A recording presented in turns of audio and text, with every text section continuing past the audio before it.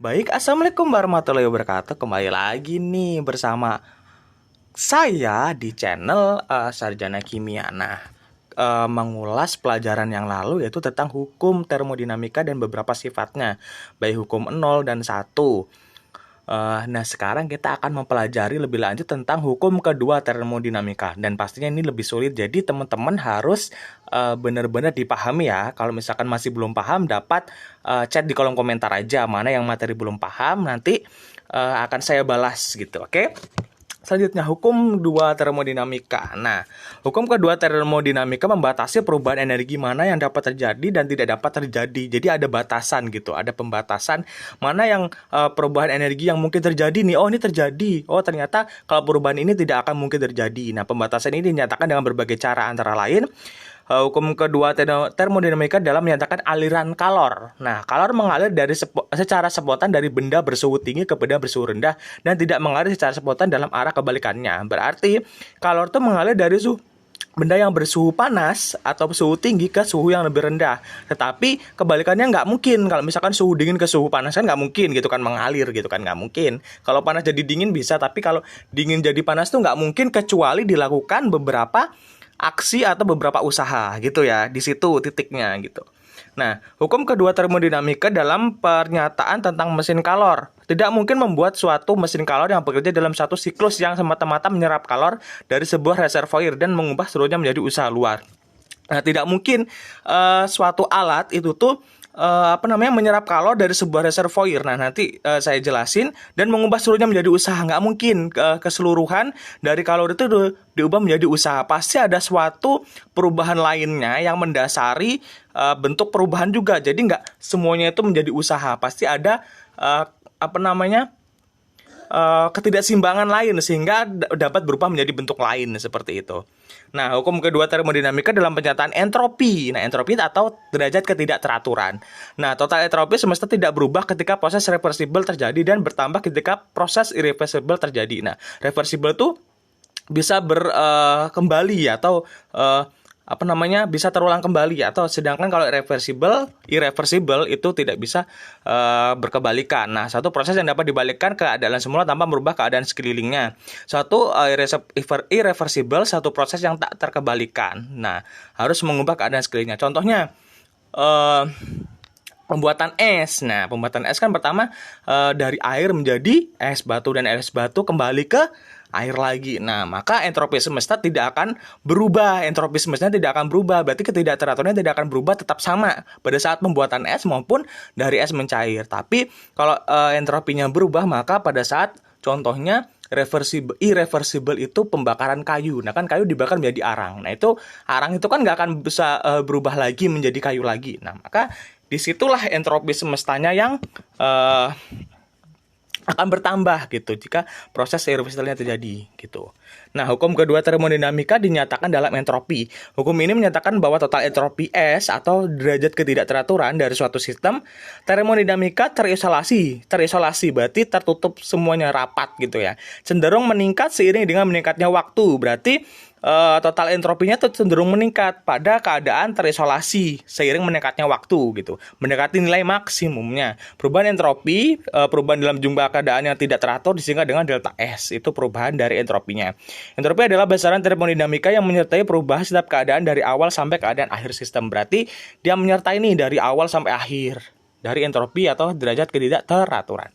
Nah, hukum kedua termodinamika membahas tentang dapat atau tidak dapatnya terjadi proses perubahan energi dari satu sistem. Berarti di sini dia bisa berubah atau enggak sih, itu dipengaruhi atau dibahas dalam hukum dua termodinamika, yang mana merupakan pengembangan dari postulat entropi, menyatakan jika suatu proses terjadi di dalam sebuah sistem tertutup, entropi dari sebuah sistem meningkat untuk proses irreversible dan jaga kosan untuk proses reversible. Entropi tidak akan pernah menurun, berarti kecenderungannya itu tetap atau meningkat gitu untuk dari postulat tersebut. Hukum bentuk persamaannya adalah delta S lebih dari atau sama dengan 0. Nggak mungkin kan berkurang sampai minus gitu. Berarti lebih dari atau sama dengan 0. Hukum kedua termodinamika dinyatakan dalam entropi. Nah, ds T2 T1 dq per T sama dengan C ln T2 per T1 persamaan integral. Nah, S sebagai entropi dan C sebagai kalor jenis. Hukum kedua termodinamika, perumusan Rudolf Clausius. Kalor mengalir secara spontan dari benda bersuhu tinggi ke benda bersuhu rendah, gitu kan, seperti yang hukum tadi. Dan tidak secara spontan kalau kembali ke keadaan semula, tidak spontan seperti yang aku bilang tadi. Kalau misalkan benda bersuhu panas kan lama-kelamaan akan dingin, kecuali kalau misalkan benda bersuhu dingin kalau menjadi panas harus dilakukan suatu usaha. Contohnya ya misalkan gelas dibakar, makanya akan panas gitu kan. Nah, itu kan harus adanya proses atau usaha gitu. Nah, atau singkatnya W tidak sama dengan 0 bagi mesin pendingin. Nah, itu seperti itu. Q2 ke 1, T1 ke T2 seperti itu. Nah, hukum kedua termodinamika untuk dari tetapan Kelvin dan Planck. Tidak mungkin suatu mesin itu menghisap panas dari reservoir dan mengubah suhunya menjadi usaha. Nah, ini yang tadi, nah reservoir itu alat ini gitu kan ya. Atau singkatnya Q1 sama dengan 0 dan mu tidak kurang dari 1 bagi setiap mesin kalor. Nah, dilihat di sini bahwasanya Q itu akan akan menghisap panas dari reservoir dan mengubah suhunya menjadi usaha. Jadi nggak semuanya diubah menjadi usaha, bisa aja dia diubah menjadi Q2 gitu. Jadi pada saat panas atau Q-nya lurus gitu kan pada Kelvin Planck, ada yang diubah menjadi W belok ke kanan, ada juga yang diteruskan gitu menjadi Q2, bisa aja seperti itu. Atau panas buangan atau Qc atau Q2 sama aja. Jadi W sama dengan QH min Qc. W sebagai usaha atau joule, QH sebagai panas yang diserap dari tandon J. Sedangkan Qc yang akan diluruskan tadi pada bola lingkaran itu merupakan panas buangan seperti itu. Nah, efisiensi mesin dalam sebuah alat beroperasi dalam siklus menyerap energi sebagian besar kalor QH dari reservoir yang tadi temperaturnya tinggi dan menggunakan sejumlah usaha tertentu. Untuk W, efisiensi dari suatu mesin didefinisikan sebagai energi yang diperoleh, energi yang dibagi energi yang harus kita berikan. W QH. Mesin pemanas Carnot, mu W per Q1 sama dengan 1, dikurang Q2 per Q1 sama dengan 1, min T2 per T1. Nah, performasi mesin pendingin dapat lihat pada rumus itu. K Q2 per W. Kenapa? Karena kan mesin hasil buangannya kan Q2, sedangkan W itu hasil usaha yang dikeluarkan. Maka Q2 sama dengan Q1 kurang Q2, T2 sama dengan T1 kurang T2. Kalor sama aja dengan suhu kalor yang didapat dan kalor yang dibuang, maka akan sama dengan suhu dan suhu yang dibuang atau suhu yang keluar maksudnya. Oke? Seperti ini untuk penjelasannya, silakan dibaca. Jadi intinya seperti itu. Jadi suatu Q tidak mungkin kan dihasilkan menjadi usaha semua, pasti ada yang dibuang dan tidak digunakan seperti itu. Nah, selanjutnya yaitu hukum termodinamika ketiga. Hukum ini menyatakan bahwa pada suatu nilai sistem mencapai temperatur nol absolut, berarti benar-benar temperatur dasar gitu, dasar paling dasar, semua proses akan berhenti dan entropi sistem akan mendekati nilai minimum. Berarti entropi atau ketidakteraturannya akan mendekati nilai minimum. Kenapa dia tidak nol? Karena suatu kejadian atau usaha atau apapun yang ada di dunia ini itu pasti memiliki nilai entropi walaupun minimum, berarti tidak akan pernah nol gitu. Oke, tidak akan pernah nol sebenarnya karena dia mendapati nilai minimum. Pada mesin Carnot, NQWW per Q1 sama dengan 1, min Q2 per Q1 sama dengan 1 min T2 per T1. Jika suhu T2 adalah 0, maka efisiensi mesin 100% karena tidak ada suhu yang dikeluarkan. Hal ini menjelaskan bahwa seluruh energi kalor dapat berubah menjadi usaha. Nah, seperti yang aku bilang tadi, ternyata kalau misalkan dia hukum termodinamika itu dapat mengubah si energi kalor dapat menjadi usaha semua, tidak ada yang dibuang, kalori yang dibuang atau suhu yang dibuang atau diteruskan seperti itu. Nah, proses-proses dalam termodinamika perubahan energi kalor pada kinerja atau usaha. W sama dengan integral PdV, usaha, tekanan, dan perubahan volume. PV MRT seperti rumus gas ideal, PV MRT atau PV MRT. Nah, proses isobarik. Ketika W sama dengan integral V2 V1 PdV sama dengan PV2 V1, maka W sama dengan PV2 min V1. Yang diubah di sini adalah bagian volumenya. Isobarik, tekanan pada tekanan konstan, P-nya konstan, berarti yang diubah-ubah adalah volumenya. Nah, untuk kurvanya adalah seperti itu. V2 kurang lebih dari V1, maka W positif atau gas melakukan usaha terhadap lingkungannya. Gas itu sebagai sistem. Kalau V2 kurang dari V1, W, maka gas menerima usaha dari lingkungannya. Maka gas itu menerima usaha, gas itu sebagai sistem menerima usaha dari lingkungannya. Nah, perubahan energi dalam pada proses isobarik dapat dihitung seperti rumus tersebut. Ya, agak rumit sih, tapi biasanya untuk perubahan ini dilihat pada rumus akhirnya aja. Contohnya delta U12 MC VT2 min P1 gitu. Atau CP, karena kan pada tekanan atau volumenya seperti itu. Sedangkan proses isobarik adalah volume yang konstan, berarti yang berubah adalah tekanannya gitu. Bisa tekanannya atau suhunya, tapi di sini berdasarkan tekanannya. Nah, V1 sama dengan V2, maka V1 sama dengan maka dV-nya sama dengan 0, tidak ada perubahan volume karena konstan atau tetap. Proses isotermis, suhu mutlak atau konstan. Maka untuk gas ideal yang mengalami proses isotermik, delta U sama dengan 0. Nah, tapi tidak berlaku untuk sistem-sistem lain.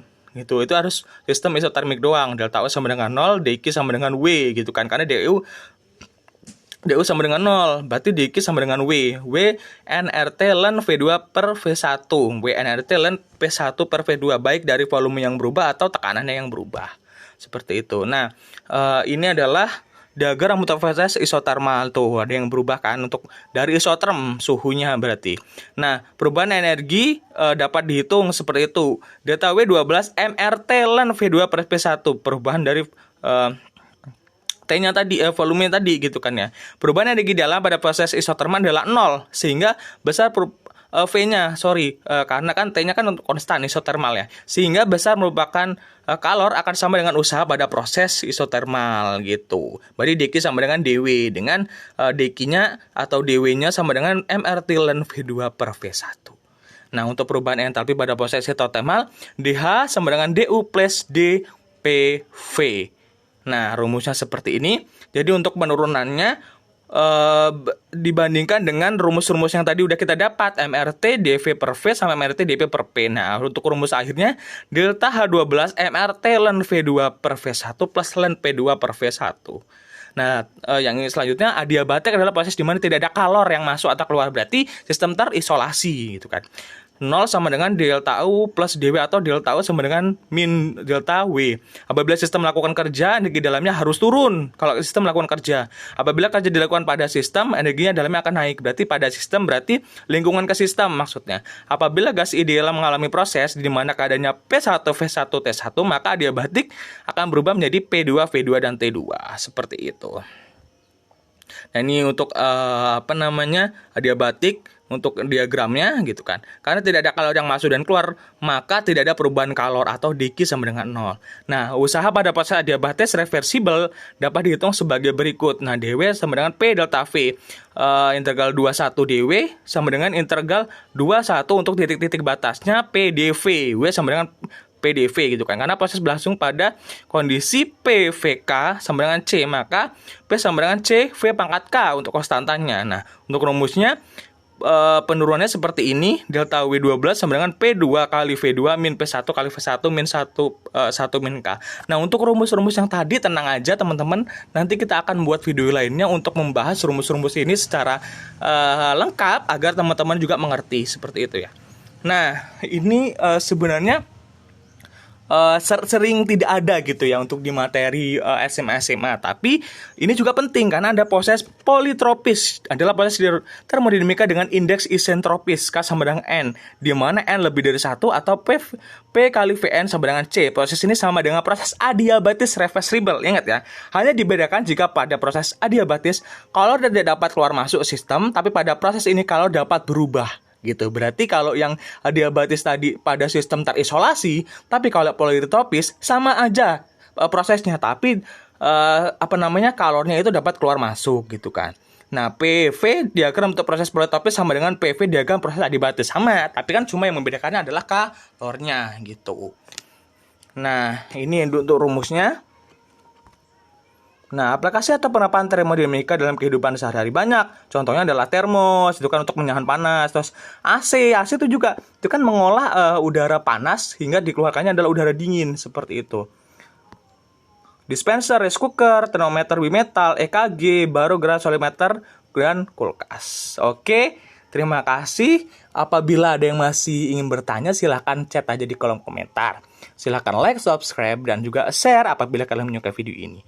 Untuk pembahasan lebih lengkapnya akan saya bahas di video selanjutnya.